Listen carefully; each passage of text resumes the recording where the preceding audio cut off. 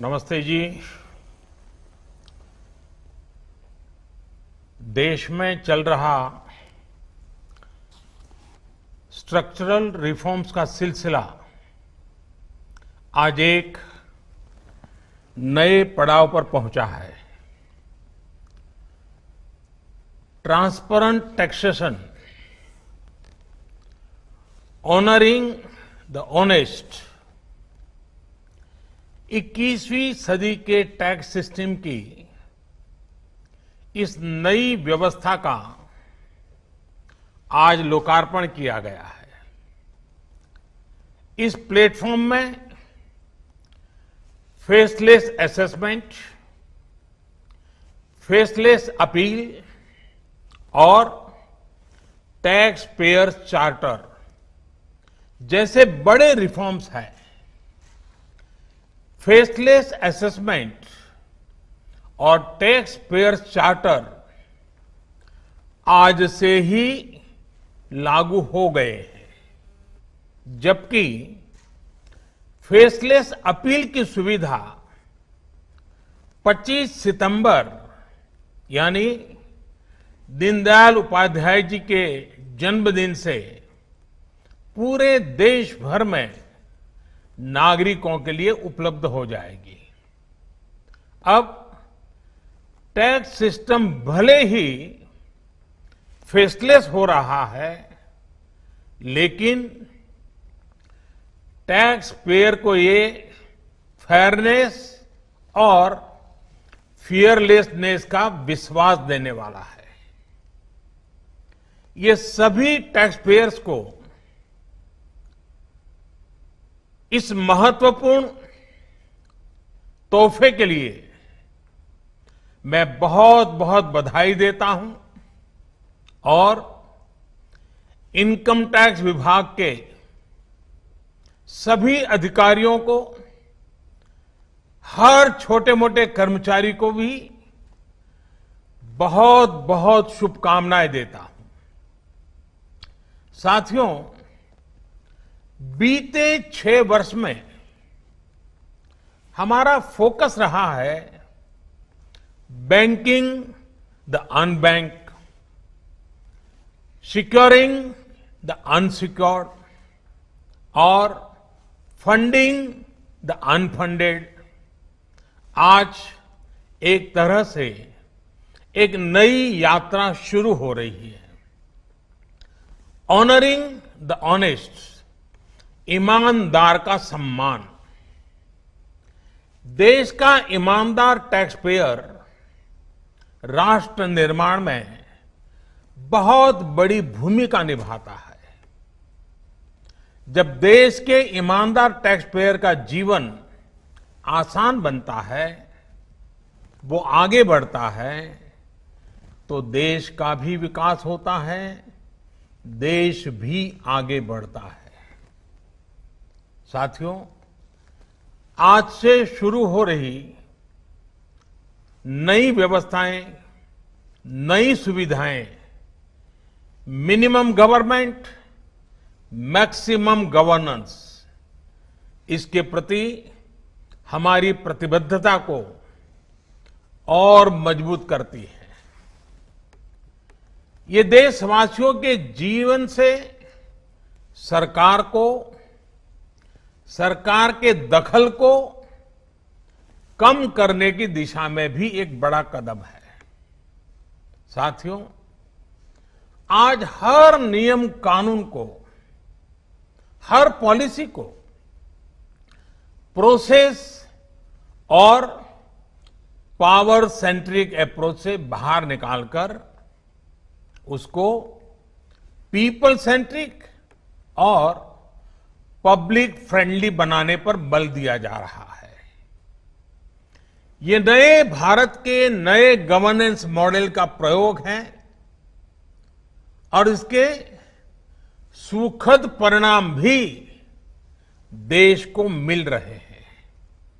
आज हर किसी को ये एहसास हुआ है कि शॉर्टकट्स ठीक नहीं है। और हमारे यहां तो रेलवे स्टेशन पे लिखा जाता है, shortcut will you cut you short. गलत तौर तरीके अपनाना सही नहीं है। वो दौर अब पीछे चला गया है।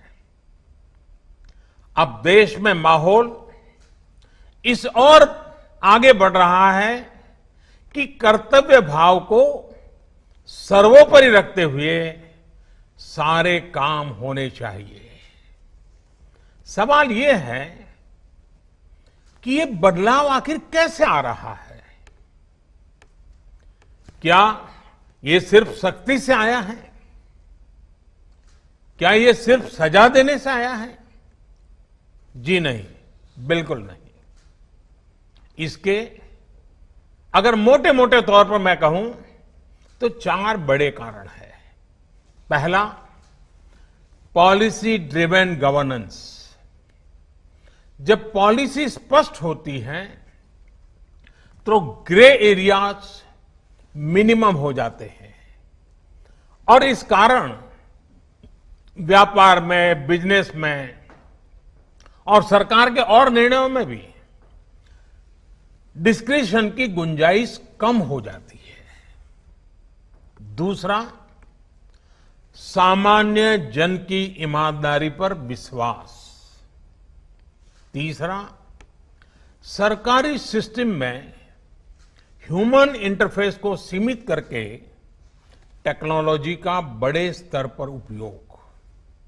आज सरकारी खरीद हो, सरकारी टेंडर हो या सरकारी सेवाओं की डिलीवरी, सब जगह टैग इंटरफेस सर्विस दे रहे हैं। और चौथा, हमारी जो सरकारी मशीनरी है, जो ब्यूरोक्रेसी है, उसमें एफिशिएंसी, इंटीग्रिटी और सेंसिटिविटी के गुणों को रिवॉर्ड किया जा रहा है, पुरस्कृत किया जा रहा है। साथियों, एक दौर था जब हमारे यहां रिफॉर्म्स की बहुत बातें होती थी। कभी मजबूरी में कुछ फैसले लिए जाते थे, कभी दबाव में कुछ फैसले हो जाते थे, तो उन्हें रिफॉर्म कह दिया जाता था। इस कारण इच्छित परिणाम नहीं मिलते थे। अब ये सोच और अप्रोच दोनों बदल गई है। हमारे लिए रिफॉर्म का मतलब है रिफॉर्म नीति आधारित हो, टुकड़ों में नहीं हो, होलिस्टिक हो और एक रिफॉर्म दूसरे रिफॉर्म का आधार बने, नए रिफॉर्म का मार्ग बनाए। और ऐसा भी नहीं है कि एक बार रिफॉर्म करके रुक गए।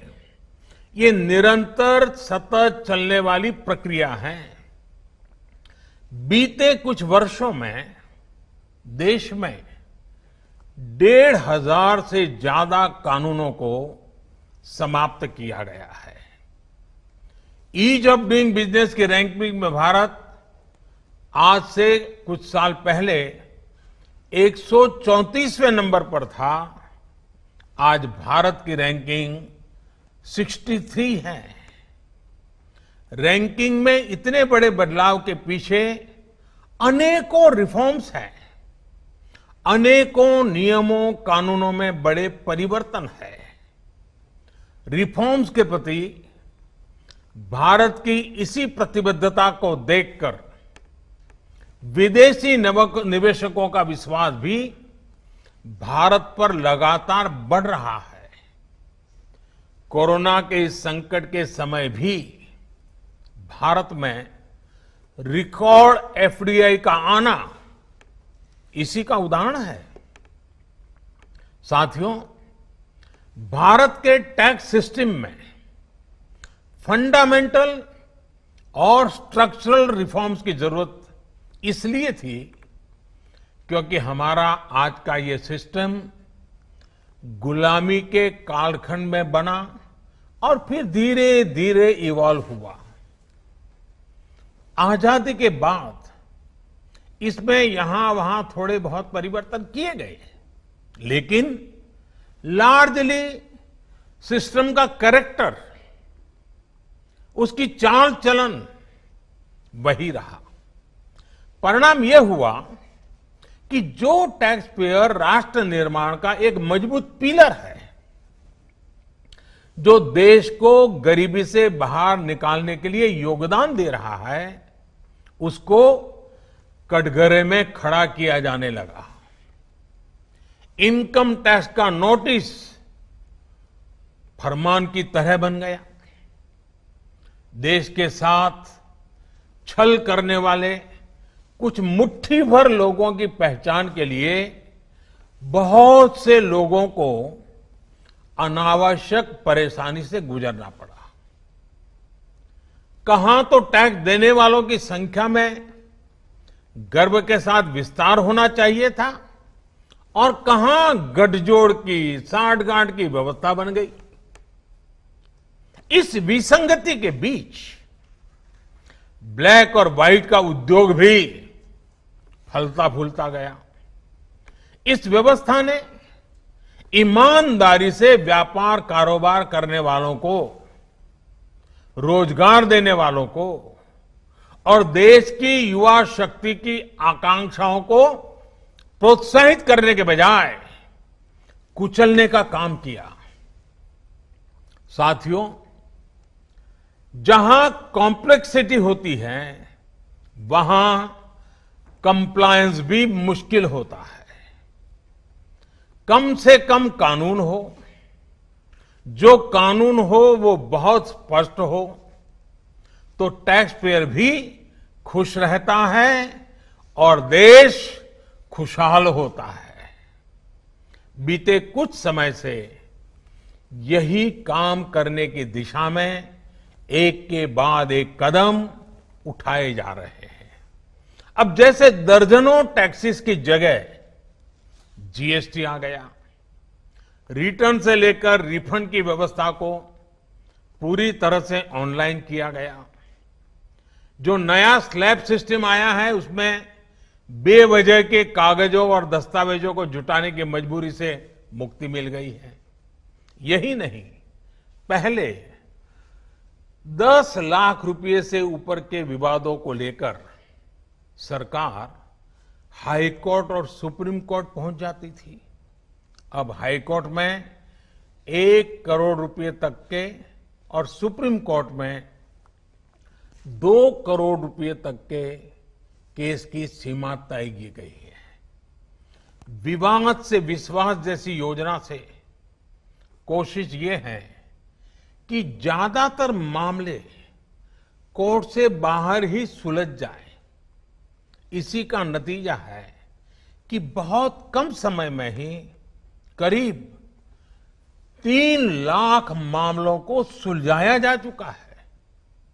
साथियों, प्रक्रियाओं की जटिलताओं के साथ साथ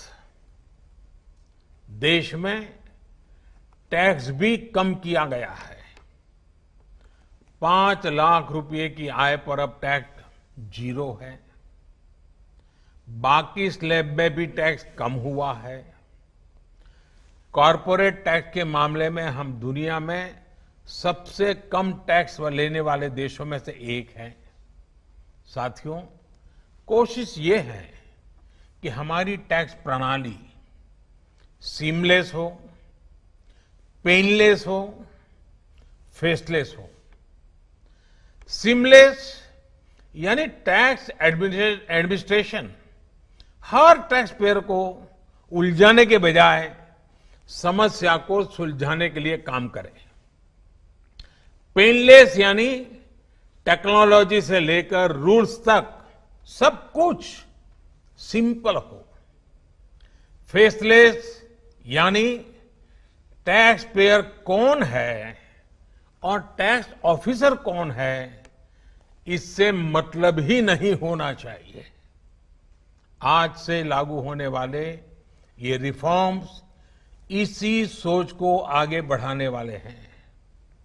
साथियों, अभी तक तो होता यह है कि जिस शहर में हम रहते हैं उसी शहर का टैक्स डिपार्टमेंट हमारी टैक्स से जुड़ी सभी बातों को हैंडल करता है। स्क्रूटिनी हो, नोटिस हो, सर्वे हो या फिर जब्ती हो, इसमें उसी शहर के इनकम टैक्स डिपार्टमेंट की आयकर अधिकारी की मुख्य भूमिका रहती है। अब ये भूमिका एक प्रकार से खत्म हो गई है। अब इसको टेक्नोलॉजी की मदद से बदल दिया गया है। अब स्क्रूटिनी के मामलों को देश के किसी भी क्षेत्र में किसी भी अधिकारी के पास रैंडम तरीके से आवंटित किया जाएगा।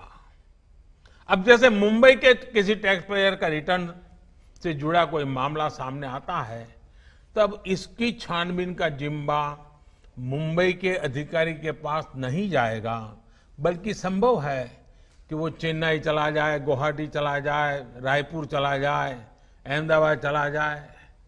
वो फेसलेस टीम के पास जा सकता है और वहां से भी जो आदेश निकलेगा उसका रिव्यू किसी दूसरे शहर, कहीं जयपुर हो जाएगा, बेंगलुरु हो जाएगा, चेन्नई हो जाएगा, कोची हो जाएगा, वहां की टीम करेगी।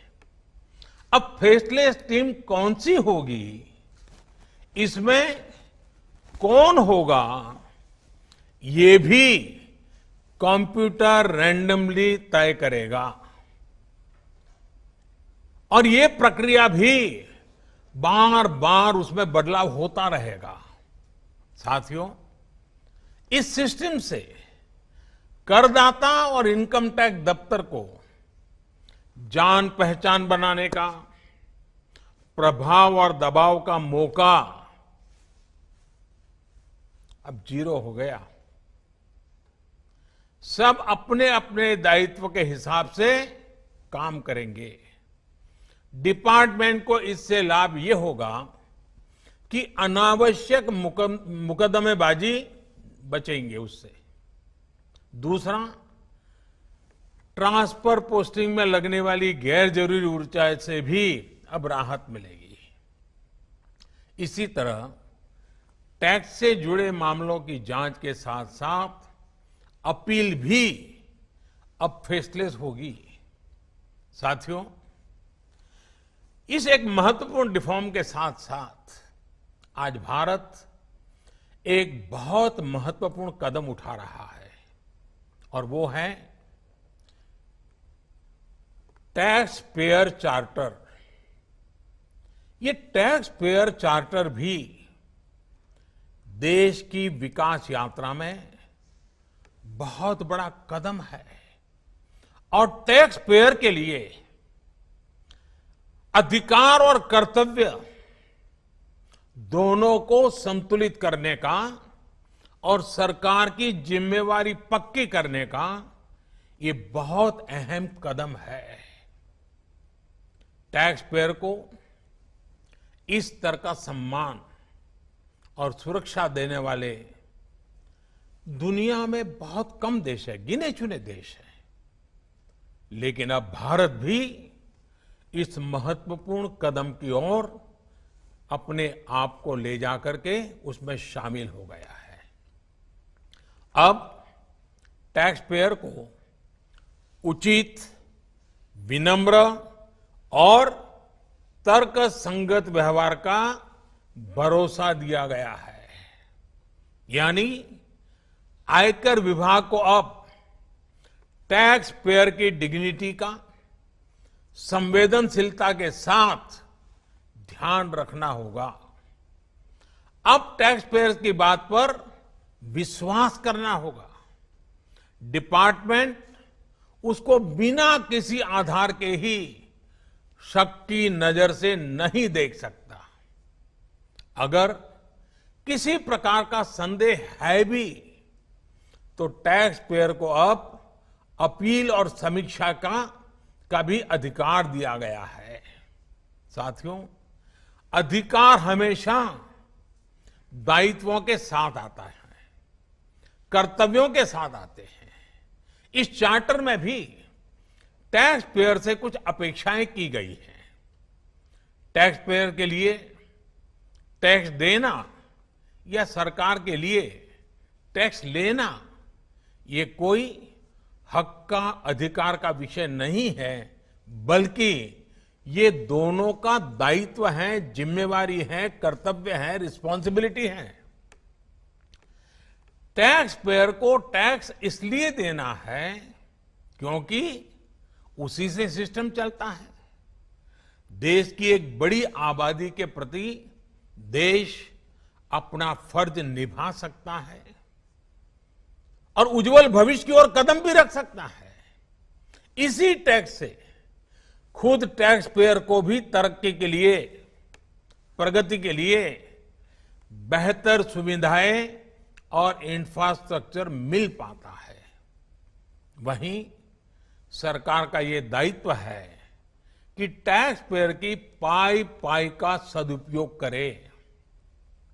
ऐसे में आज जब करदाताओं को सुविधा और सुरक्षा ये दोनों मिल रही हैं, तो देश भी हर टैक्स पेयर से अपने दायित्वों के प्रति ज्यादा जागरूक रहने की अपेक्षा करता है। साथियों, देशवासियों पर भरोसा, इस सोच का प्रभाव कैसे जमीनी पर नजर आता है, ये समझना भी बहुत जरूरी है। वर्ष 2012-13 में जितने टैक्स रिटर्न होते थे उसमें से 0.94% की स्क्रूटनी होती थी।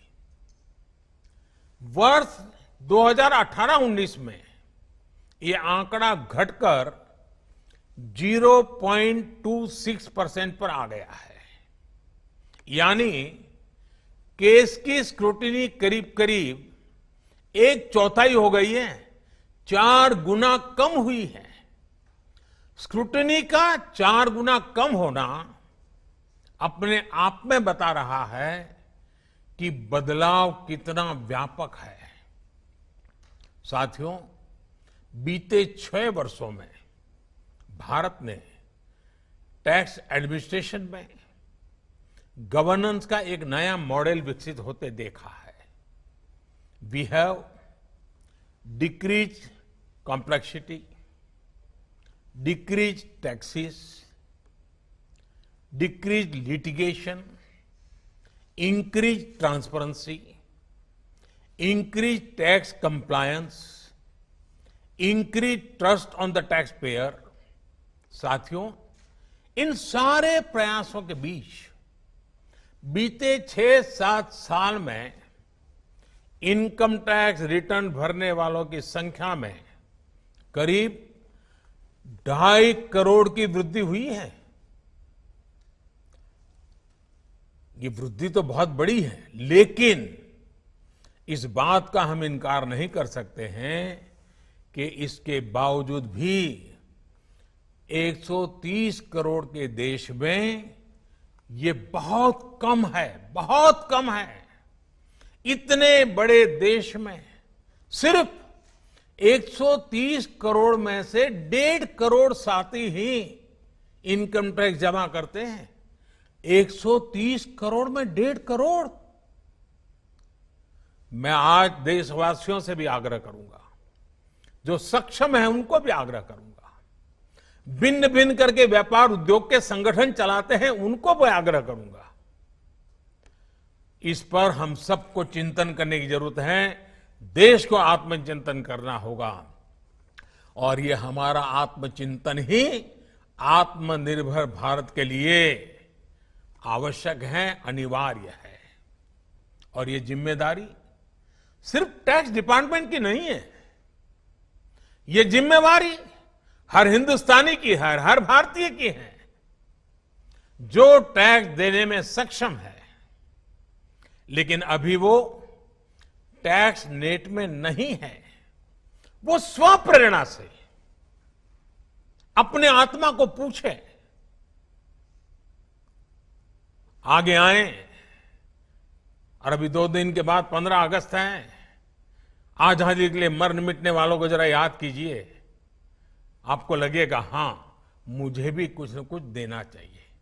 आइए विश्वास के, अधिकारों के, दायित्वों के इस महत्वपूर्ण भावना का सम्मान करते हुए, इस प्लेटफॉर्म का सम्मान करते हुए नए भारत, आत्मनिर्भर भारत के संकल्प को सिद्ध करें। एक बार फिर देश के वर्तमान और भावी ईमानदार टैक्स पेयर को बहुत बहुत बधाई देता हूं, शुभकामनाएं देता हूं। और ये पहल, ये बहुत बड़ा फैसला लिया गया है। इनकम टैक्स के अधिकारियों को भी जितनी बधाई दे उतनी कम है।